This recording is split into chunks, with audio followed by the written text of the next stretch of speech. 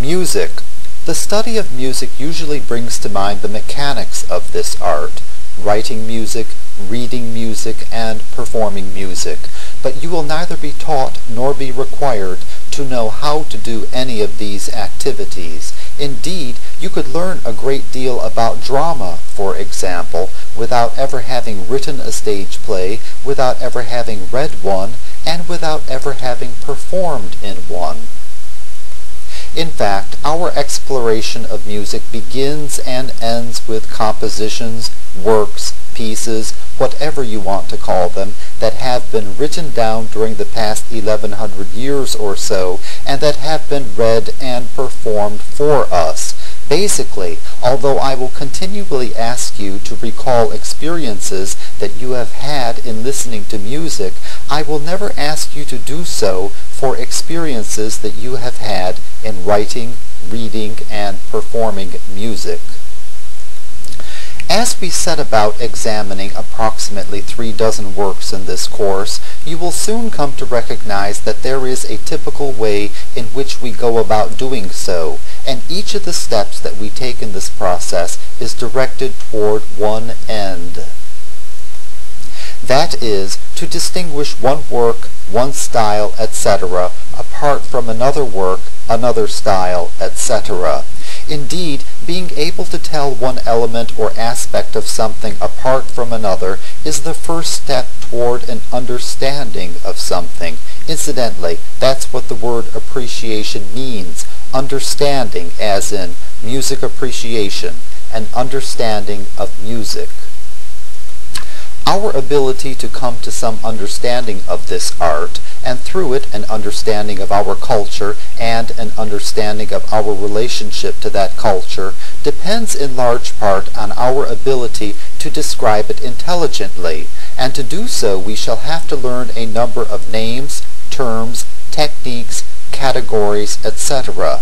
In fact, this is exactly what you have had to do to understand the astonishing array of life forms that were presented to you in all those science classes that you have taken from elementary school to the present. Basically, you have spent years establishing categories for life forms, for example, plants and animals, life processes, for example, growth and reproduction, etc.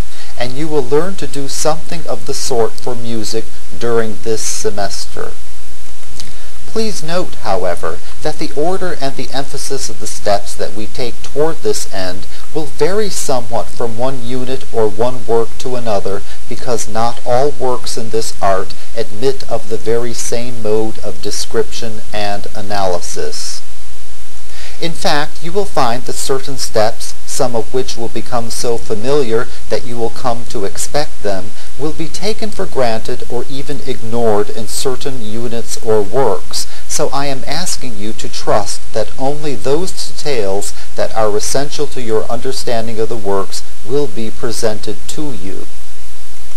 Where, then, do we begin to describe a piece of music?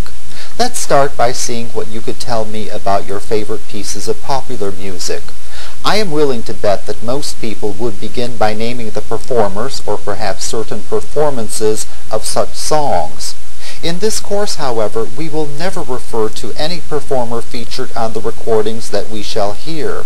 In fact, our examination of a composition will begin with the consideration of something that most people, and I among them, usually cannot identify for their favorite popular songs. What do you think it might be?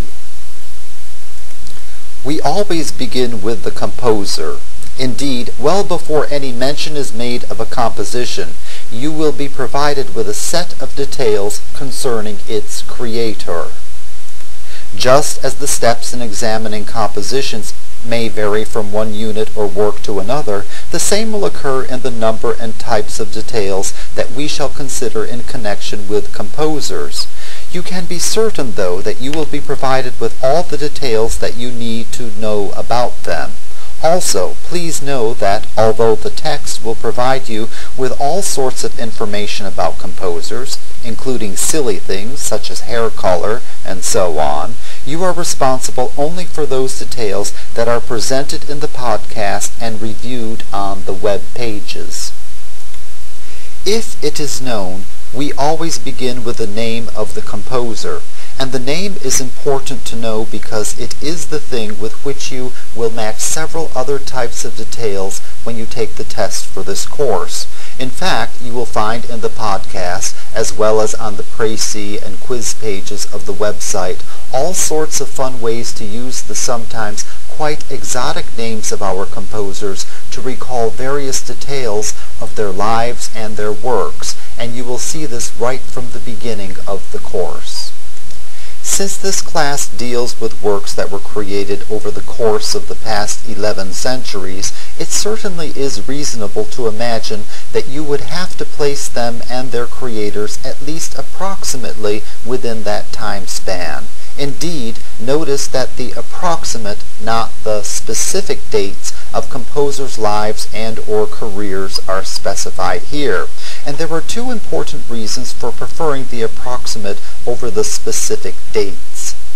Before we consider them, however, please be aware that this detail of named composers will be featured prominently on the test for the first 2 units of this course, both of which you have to take. Read the syllabus to determine which of the tests either are optional or can have the grades from them dropped. Let's take the life of a famous 20th century musician as an example. Every conscious human being over the age of 10 living in the Western world has heard of Elvis Presley in connection with music, but how can we best connect him to the time in which he lived? Although it would be easy enough to memorize the exact years of his birth and death, that span of time is not descriptive of his career and of his impact on the world. Indeed, although every conscious human being over the age of 10 living in the Western world in 1977 was aware of his death, the world at large took no notice of his birth in 1935. Since he did not begin to have any impact on the musical world until he was about 20 years old, his date of birth is largely trivial, an unessential detail. The period defined by his enormous popularity and influence can best be described as an approximate time span, for it is difficult to ascertain exactly when he came to prominence and when his star began to wane.